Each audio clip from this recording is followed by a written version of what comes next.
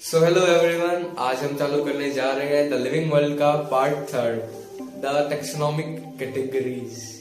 तो अगर आप देखें कि कैटेगराइजेशन जो प्रोसेस है वो एक इंसानी दिमाग का एक बिल्कुल बेसिक प्रोसेस है, सिंपल और लॉजिकल प्रोसेस। तो जिस दिन से आप इस प्लेनेट पर पैदा हुए हैं, that was the first day, आपकी स्टार्टिंग ही यू आर बीइंग कैटेगराइज्ड। पहला दिन ही इस प्लेनेट पर यू आर बीइंग कैटेगराइज्ड। इसी बात से आप आइडिया लगा सकते हैं कि एक कैटेगराइजेशन का प्रोसेस एक ह्यूमन ब्रेन के लिए कितना इम्पोर्टेंट है। कुछ दिन बाद आपका नामकरण होता है, आपका नॉमेनक्लेचर होता है। तो आपका कैटेगराइजेशन किया गया फर्स्ट डे, कुछ दिन बाद आपका नॉमेनक्लेचर किया गया। ये सब इसलिए किया गया क्योंकि आप एक एज एन इंडिविजुअल, एक सोसाइटी में आप एक यूनिक इंडिविजुअल की तरह पहचाने जा सके एंड इजीली पहचाने जा सके, मैं अगर सही तरह कहूँ तो। सो ये सारा प्रोसेस था ह्यूमंस के केस में। और एनिमल्स के केस में भी उन्हें कैटेगराइज किया जाता है अलग अलग कैटेगरीज में, और उन कैटेगरीज का नाम हम देते हैं टैक्सोनोमिक कैटेगरीज। उन्हें टैक्सोनोमिक कैटेगरीज इसलिए कहा जाता है क्योंकि वो एक स्पेशल रूल्स फॉलो करते हैं टैक्सोनॉमी के। टैक्सोनोमिक कैटेगरीज क्या हैं और ये कैसे काम करती हैं, इनको समझने के लिए आप पहले इस केस को समझिए। आप अपने घर से बाहर गए हुए हैं, आप अपने डिस्ट्रिक्ट से बाहर गए हुए हैं और आपने एक होटल लिया है रेंट पे किसी अनदर डिस्ट्रिक्ट में, और आपका एक दोस्त भी है बहुत पुराना और बहुत जिगरी। तो वो आपसे मिलने के लिए आता है, पर आप उस टाइम आप घर पे तो मिलते नहीं हो क्योंकि आप बाहर गए हो। So in this case what you will say, आप उसके एक एड्रेस दोगे, एक स्पेसिफिक एड्रेस, कि अगर आप किसी और स्टेट में हो या उसी स्टेट में हो तो आप कहोगे कि मैं इस डिस्ट्रिक्ट में हूँ और उस डिस्ट्रिक्ट में एक ये तहसील है और इसमें मैं सिटी के इस एरिया में हूँ, कोई सी कॉलोनी या कोई सी सेक्टर, और उस सेक्टर में ये बिल्डिंग है, बिल्डिंग में वो फ्लोर है और फ्लोर का भी एक स्पेसिफिक रूम नंबर है। तो इस केस में आप उसको एक पूरी लिस्ट दे दोगे, एक वर्टिकली एक कैटेगरी बनाकर, इसे समझेगा और आपको इजीली फाइंड आउट कर लेगा। आपके दोस्त ने उस एक कैटेगराइजेशन को, एक वर्टिकल हायरार्की को, एक कर्मा अनुसार कैटेगरीज को अच्छे से पढ़ा और समझा। बिल्कुल सेम केस हम प्लांट्स और एनिमल्स को भी ऐसे ही कैटेगराइज करते हैं। ऐसे ही इस केस में एक स्पेसिफिक लोकेशन के लिए कैटेगरी बनी कि इस स्टेट में होगा, इस डिस्ट्रिक्ट में, इस होटल में, इस फ्लोर में और इस रूम में बिल्कुल एक स्पेसिफिक कैटेगराइजेशन की गई है। सिमिलरली एनिमल्स के लिए या प्लांट्स के लिए या किसी भी लिविंग ऑर्गेनिज्म के लिए ऐसी ही कैटेगराइजेशन की जाती है टैक्सोनॉमिकली। तो इसी तरह से किसी ऑर्गेनिज्म को ढूंढने के लिए, या मैं और अच्छी तरह से कहूँ उसे स्टडी करने के लिए, 7 कैटेगरीज में हम उसे क्लासिफाई करते हैं या 7 कैटेगरीज उसके लिए अलग अलग डिफाइन करते हैं। From bottom to top, species, genus, family, order, class, phylum, kingdom, ये 7 कैटेगरीज हैं जो हम डिफाइन करते हैं किसी भी एक ऑर्गेनिज्म के लिए। कैटेगराइजेशन की इस लिस्ट में स्पीशीज है बॉटम पर और किंगडम है टॉप पर। सेम जैसे हमने इस केस में लिया था, रूम है बिल्कुल बॉटम और state is at the top. तो ये बिल्कुल हम बॉटम से स्टार्ट करते हैं। बॉटम पे है स्पीशीज। स्पीशीज है एक यूनिक इंडिविजुअल इस प्लेनेट पर, जो फीचर्स उसके पास है और किसी के पास भी नहीं है। उससे सिमिलर, उसके फीचर्स जैसे और सिमिलर फीचर्स हो सकते हैं किसी और के पास, पर जो यूनिक फीचर्स उसके पास है वो और किसी के पास आपको इस प्लेनेट पर नहीं मिलेंगे। That is an unique individual, a unique species. एक वर्ड मैं और ऐड करना चाहूंगा, दैट इज पॉपुलेशन। पॉपुलेशन क्या है? सिमिलर स्पीशीज का एक ग्रुप, एक समूह जिसमें उनके फीचर्स सेम होते हैं।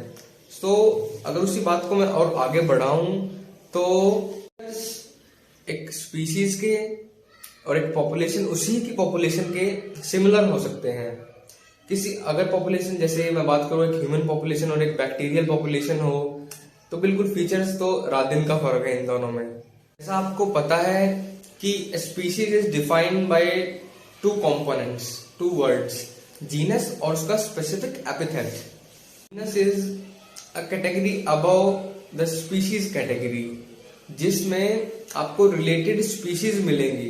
देखिए इस केस में भी फीचर्स सेम नहीं है, रिलेटेड फीचर्स हैं, रिलेटेड कैरेक्टरिस्टिक्स हैं, एग्जैक्ट सेम फीचर्स बिल्कुल भी नहीं है। तो अगर मैं आपको एक एग्जांपल से समझाऊं, जैसे आप 3 स्पीशीज लीजिए। पहला टाइगर, पैंथेरा टाइग्रिस, दूसरा लेपर्ड, पैंथेरा पार्डस, और तीसरा है लायन, पैंथेरा लियो। तो इस एग्जांपल में एक चीज कॉमन मिलेगी जो है term Panthera. Panthera is a genus. तीनों एग्जांपल पैंथेरा जीनस में आते हैं। क्यों आते हैं? क्योंकि इनके पास बहुत सारे सिमिलर कैरेक्टरिस्टिक्स हैं। जैसे पोटैटो है, उसका साइंटिफिक नेम है सोलेनम टुबरोसम, और दूसरा एक आप प्लांट स्पीसीज लीजिए सोलेनम नाइग्रम, जिसका कॉमन नेम हिंदी में है मकोई और मेरे डायलेक्ट में है हरियाणवी में पलकोटन। जैसा आपने देखा सोलेनम नाइग्रम, सोलेनम टुबरोसम, 2 अलग अलग स्पीसीज है। सोलेनम वर्ड इन दोनों में सेम है क्योंकि इनका ये जीनस है, सेम जीनस। उसी तरह क्यों है सेम इनका? क्योंकि इनकी कैरेक्टरिस्टिक्स सेम है। इसी तरह एक अलग वेजिटेबल है बैंगन, दैट इज सोलेनम मेलानोगेना, वो भी इसी कैटेगरी में आती है। सेम जीनस है तीनों का। 1 मिनट के लिए आपके दिमाग में आ भी सकता है कि सोलेनम ट्यूबरोसम है, आलू है, और एक तरफ बैंगन है। इनमें सिमिलरिटी है क्या? एक तो बिल्कुल नीले कलर का है और एक मिट्टी जैसा है, और दिखने में भी बिल्कुल अलग है। सो इस टाइम आप एक चीज गलत क्या कर रहे हैं, आप एक प्लांट के अलग अलग प्रोडक्ट्स को जज कर रहे हैं। और देखिए, बैंगन क्या है? एक फ्रूट है, और पोटैटो क्या है? एक स्टेम है। तो इस केस में आप किसी स्पीशीज को जज नहीं कर रहे हैं, एक स्पीशीज के प्रोडक्ट्स को जज कर रहे हैं। आप इससे एक हायर कैटेगरी में जाएंगे जो है family. So family is defined as simply बहुत सारे सिमिलर जीनस का कलेक्शन, दैट इज फैमिली। जब आप इनके प्लांट को, एक बैंगन के प्लांट को और एक आलू के प्लांट को जाकर ऑब्जर्व करेंगे, तो आपको उस केस में उनमें सिमिलरिटीज दिखेंगी। देखिए एग्जांपल के आप एक फ्लावर देखिए, एक तरफ है आपके पास बैंगन का फ्लावर और एक है आलू का फ्लावर। सो इसमें आप सेपल्स का नंबर देखिए, सेपल्स का अरेंजमेंट देखिए, पेटल्स का नंबर, पेटल्स के अरेंजमेंट देखिए, ओवरी को देखिए, ओवरीज के अंदर ओव्यूल्स कैसे अरेंज हैं उन्हें देखिए, तो आपको एक बिल्कुल कॉमन पैटर्न मिलेगा सारे के सारे इस जीनस में। सारी की सारी ऐसे ऊपर हायर कैटेगरीज जाएंगे फैमिली में। फैमिली में भी आपको बिल्कुल सेम पैटर्न मिलेगा, सेम पैटर्न से सब कुछ सारा उनके अंदर एक सिमिलर पैटर्न से अरेंज हुआ मिलेगा आपको। ऐसे ही जो सिमिलर फैमिलीज होंगी, जो रिलेटेड फैमिलीज होंगी, उनके कलेक्शन से बनेगा एक हायर कैटेगरी जो है ऑर्डर। सिमिलरली ऐसे ही जितने भी रिलेटेड ऑर्डर्स हैं वो फॉर्म करेंगे एक हायर कैटेगरी जो है क्लास। सिमिलरली ऐसे ही जो रिलेटेड क्लास है, जितने भी रिलेटेड क्लासेस हैं वो एक हायर कैटेगरी फॉर्म करेंगे फिर से, दैट इज फाइलम। और जितने भी फाइलम्स हैं वो एक हाईएस्ट, जितने भी रिलेटेड फाइलम्स हैं अगर मैं स्पेसिफिकली बोलूं तो वो एक higher category, the uppermost highest बोलूं तो उस कैटेगरी को फॉर्म करेंगे, दैट इज किंगडम। कैरेक्टरिस्टिक्स हैं, जो कोई भी कैरेक्टरिस्टिक्स है उसको भी आप एक ग्रेडियंट की फॉर्म में समझिए। जो लोअर मोस्ट कैटेगरीज हैं जैसे स्पीशीज हैं, और जो हाईएस्ट कैटेगरीज हैं किंगडम के पास जो कैटेगरीज हैं उनमें और नीचे वाले में एक ग्रेडियंट सा फॉर्म है कैरेक्टरिस्टिक्स का। जो भी नीचे वाली कैटेगरीज होंगी उनमें सिमिलर कैरेक्टरिस्टिक्स होंगे आपस में ऑर्गेनिज्म में, और जो जैसे जैसे हम ऊपर चलते जाएंगे किंगडम की तरफ तो कैरेक्टरिस्टिक्स की सिमिलैरिटी कम होती जाएगी। तो आप इसी बात को एक सिंपल वे में एक एग्जांपल से समझिए। जैसे हम एक कैटेगरी लेते हैं किंगडम, हाईएस्ट कैटेगरी है, और फॉर एग्जांपल हम स्पेसिफिकली एक एनिमल किंगडम ले लेते हैं। एनिमल किंगडम में क्या होगा, सभी एनिमल्स होंगे। तो उस केस में आप एक ह्यूमन बीइंग को लीजिए, आप मुझे आपको लीजिए, और साथ ही साथ एक एग्जांपल ये लीजिए एक कॉकरोच का। तो देखिए अभी हमें सिमिलैरिटीज क्या हैं और कितनी ज्यादा सिमिलैरिटीज हैं, सोचिए। फॉर एग्जांपल हम ले एक मस्कुलर सिस्टम, कॉकरोच में मस्कुलर सिस्टम है, मुझ में भी है। फिर से वही बात आ गई, ग्रेडियंट के फॉर्म में है, उसका बहुत ही कम डेवलप्ड है मस्कुलर सिस्टम, मेरा ज्यादा है, आपका भी बिल्कुल ज्यादा है, because you are human being. तो देखिए एक कॉकरोच एक ईंट को नहीं उठा सकता, मैं उठा सकता हूँ, आप उठा सकते हैं, क्योंकि हमारा मस्कुलर सिस्टम बहुत ज्यादा डेवलप्ड है। हम इसी एग्जांपल में एक और केस लें नर्वस सिस्टम का। एक साइड आप लीजिए कॉकरोच का नर्वस सिस्टम और एक ह्यूमन बीइंग का।